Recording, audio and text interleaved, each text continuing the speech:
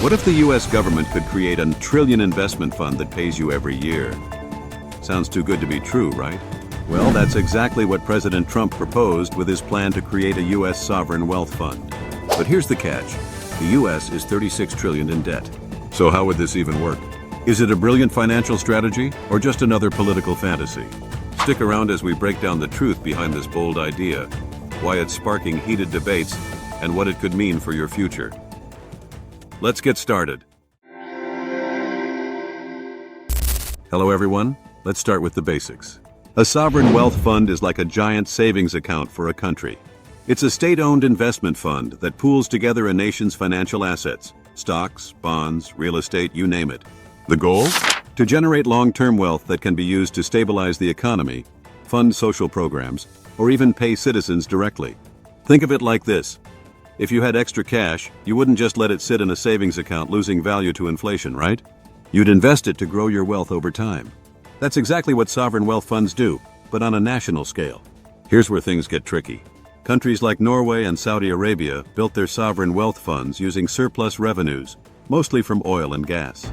But the US? We're 36 trillion debt, so where would the money come from? Let's break it down. Option 1. Sell government assets. The US owns vast amounts of land, infrastructure, and even patents. Selling these could generate cash, but it's a one-time fix, not a sustainable solution. Option 2. Divert existing revenues. We could redirect tax dollars or tariffs, but that would mean cutting funding for critical programs like Social Security, education, or defense. Option 3. New taxes. A financial transaction tax or a levy on certain goods could work, but new taxes are always controversial and could slow economic growth. Funding a sovereign wealth fund in the US is like trying to fill a swimming pool with a leaky bucket. Believe it or not, the US already has a small-scale version of a sovereign wealth fund, the Alaska Permanent Fund. Funded by oil revenues, this $80 billion fund invests in a diversified portfolio and pays out annual dividends to Alaskan residents. The fund distributes a portion of its earnings to eligible residents every year, and in 2024, the payout ranged from $1,000 to $3,000 per person, depending on the fund's performance and other factors. While the fund has reduced childhood poverty in Alaska, it's not without its flaws. Disputes over management and distribution highlight the challenges of scaling this model nationwide. On February 3rd, President Trump signed an executive order to explore creating a U.S. sovereign wealth fund. The plan tasked the Treasury and Commerce departments with drafting a blueprint, but details were scarce. One eyebrow-raising suggestion? Seizing foreign assets like TikTok to fund the initiative. While this could generate revenue, it would likely spark international controversy and diplomatic tensions. Interestingly, President Biden also floated the idea of a sovereign wealth fund during his administration. Despite their political differences, both leaders recognized the potential benefits of such a fund.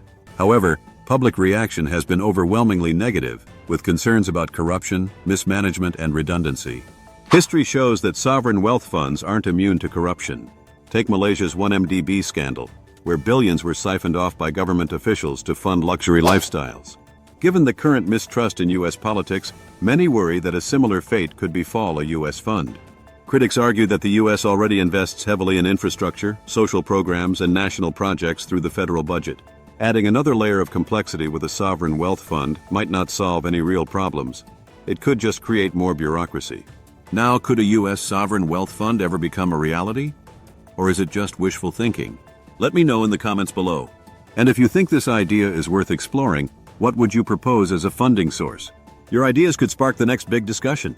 If you found this video informative, don't forget to give it a thumbs up and subscribe for more deep dives into the latest economic and political trends. Thanks for watching, and I'll see you in the next video.